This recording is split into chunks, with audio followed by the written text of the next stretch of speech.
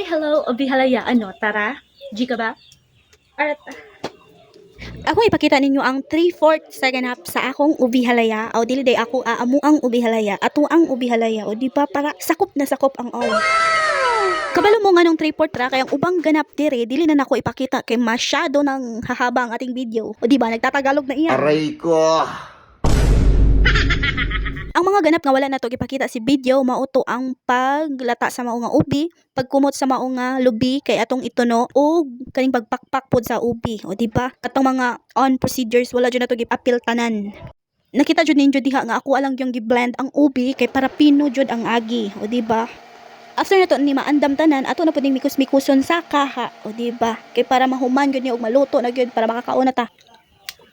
Yan, muna nitong mixture. Na yellow na si Jack kay naani tuno, margarine, Eden cheese, cream densada o kondensada. Para lamig yun ang atake. Diri ra ang tinuod nga laay. 3 hours pa din natong mamikush-mikush kay daghan-daghan man di po atong nahimo. Napuno na ang kahang mako. Kay lagi gatug-gatug man gama ani aw humanon jud na to kay nasugda na ra ba. Di na ikauli. Aray ko! Awi panghatag ng uban. Daghan ra kaayo. Obi halaya.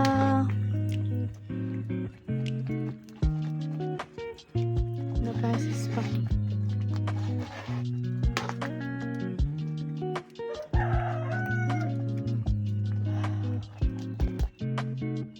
Finally, after 3 hours na tong mikos-mikos sa kaha, nakita lagi ang output.